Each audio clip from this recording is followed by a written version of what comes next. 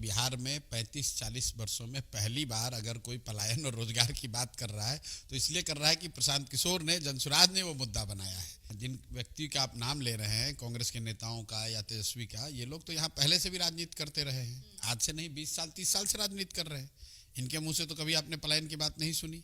तो ये ज्ञान, ये इनलाइटनमेंट जो इनको हुआ है, ये तो जनसुराज के आने के बाद शुरू हुआ है, जब हमने शुरू किया है कि बिहार का सबसे बड़ा मुद्दा पलायन है।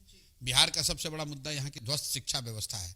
आप राहुल गांधी का, तेजस्वी यादव का कोई मुझे भाषण सुना दीजिए, लोकसभा चुनाव लोग लड़े हैं, किसी भाषण में इन्होंने पलायन की बात करी हो, किसी भाषण में इन्होंने ध्वस्त शिक्षा व्यवस्था की बात की हो। अब इनको लग रहा है कि अरे प्रशांत किशोर और जनसुराज में इतने लोग पलायन के नाम पर जुड़ रहे हैं तो हम भी कर ले।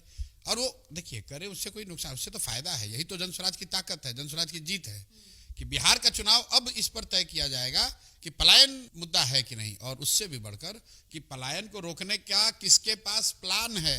प्रशांत किशोर और जनसुराज बता रहे हैं कि पलायन कैसे रुकेगा, और जैसे आज इन्होंने पलायन का मुद्दा उठाया है, वैसे एक ऐसा भी समय आएगा कि हमारे प्लान को भी उठाकर कहेंगे कि हाँ यही प्लान है जिससे पलायन रुकेगा। महत्वपूर्ण बात यह है कि बिहार में लोकतंत्र सक्रिय हुआ है, लोकतंत्र की ताकत बढ़ी है, और जनता के मुद्दों पर बात हो रही है। वो इसलिए हो रहा है कि जनसुराज यहाँ पर आया है, एक नया विकल्प आया है। अच्छा है, खराब है, आपको पसंद है नहीं पसंद है, लेकिन जनसुराज है तो इन मुद्दों की बात हो रही है। वरना बात ये होती कि राजद को कौन हराएगा, भाजपा को कौन हराएगा, इसके अलावा कोई बात ही नहीं होती।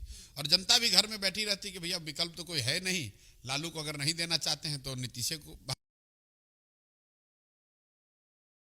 तो लोकतंत्र की जब ताकत बढ़ेगी, लोकतंत्र में लोगों के पास विकल्प होंगे, जरूरी नहीं कि वो जनसुराज को स्वीकार करें, लेकिन विकल्प होगा तो उससे समाज का, राज्य का फायदा होगा।